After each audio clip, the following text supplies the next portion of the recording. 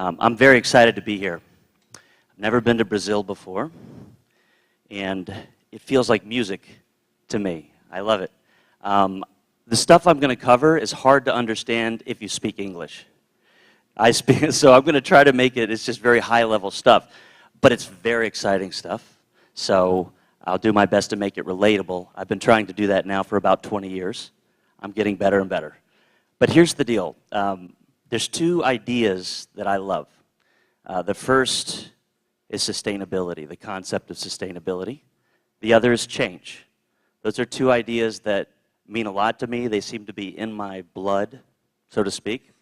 And what's exciting about today is that I get to talk about them both at the same time. Now, when you put those two ideas together, you get a really crazy idea, which is a paradox, right? Sustainable change. It's like permanent impermanence. It sounds crazy, but here's the deal. There is now overwhelming evidence that paradox is actually at the root of how nature creates. It's also how people who can drive change think. So when we align with who we really are, our true nature, we actually think paradoxically and we create results that others are scratching their heads wondering how we did it. The first thing that we want to look at is the word change. It's a word we hear all the time. If I asked you, change is what? What is it? Like, what is it that we all agree on about change? If you polled 1,000 people, does anybody have an idea what the most common adjective would be for change? And I won't know what you're saying probably anyway. I'll bet you, because I've done this, I'll bet you it would be your word for hard or difficult. Change is hard, right? Ugh, change is hard. Why is it that everybody, makes New Year's resolutions to lose weight, eat well, not smoke, and they're good for a while, then 3 weeks later they're right back where they were?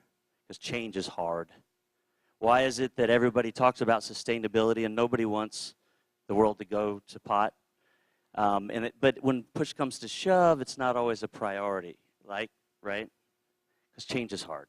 Why is it that at the end of the day, we're in a situation where the global climate is shifting, ice caps are melting, we know exactly what to do about it, but we're not doing it. Why? Because change is hard. So I think the fact is it's a lot easier to talk than it is sometimes to do because we feel that change is hard. We agree with that? Okay. Now, how about this? In the spirit of paradox, what if change isn't hard at all? What if it's absolutely simple? Could it be that change is really, really simple? Is that possible? There's a friend of mine. Her name is Lynn Doe. She lives in Australia. When she was a teenager in high school, she successfully, without any money or training, got the entire country of Australia to ban incandescent light bulbs, right? She made it look simple. A billion-dollar lobbyist couldn't have done it, and she did it, right? It's a real person. She's neat. There's also clients, we do a lot of work with companies big and small, and there's one client I'm proud of what they've done. They are an online virtual world for kids around sustainability. And when I met them a few years ago, they were having a hard time they're running out of money. Only 30,000 kids had signed up. The investors didn't want to give them any more money. It was kind of a tough situation. But then we had a one-day session. We collected some data. We kind of looked at how they were seeing things and where they were out of alignment. We removed their barriers to change. They saw very clearly what they wanted to do, and within a matter of months, they had risen from 30,000 to 1 million users on their platform, and they'd raised $5 million, right? If there's a villain, I want it to be frame lock. Frame lock is a phrase I invented to represent a very real phenomenon that you might have experienced, where a person gets locked into a certain way of looking at the world, a frame of reference. And they get so used to looking at it a certain way that they're totally closed to new ideas, and they don't even know that they're closed to the new ideas, right? Has anyone ever experienced someone who was like that? A couple of you? Okay. No, not you, though. The thing is, frame lock is the bad guy, and frame lock is the bad guy who sneaks into your own head and convinces you that it's them, right? Frame lock is just as common in advocates as it is in the people they try to persuade, and it's the main reason advocates aren't successful, because they get frame locked into them. We got to change them, right? Frame lock is brilliantly clever bad person, okay? And it results, frame lock is universal. It results in everything that we don't like. There's a skill set that you can learn that will allow you to unlock frames, and it works. It's how I created my career from nothing, and it's how you can do what you want, and it's how I help clients achieve what they want.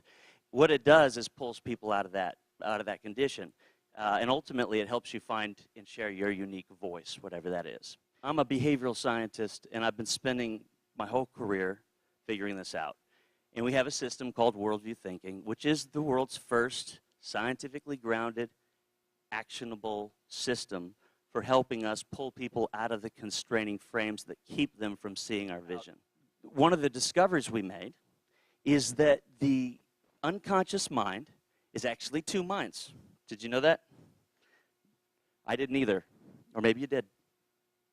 You have what we call a primal unconscious, which deals with your will, right? That's the frame holder, right? It's the primal survival part of you, right? We all, it's important to have that, right? And that's the one that creates frames and holds on to them. And it's also your will, right?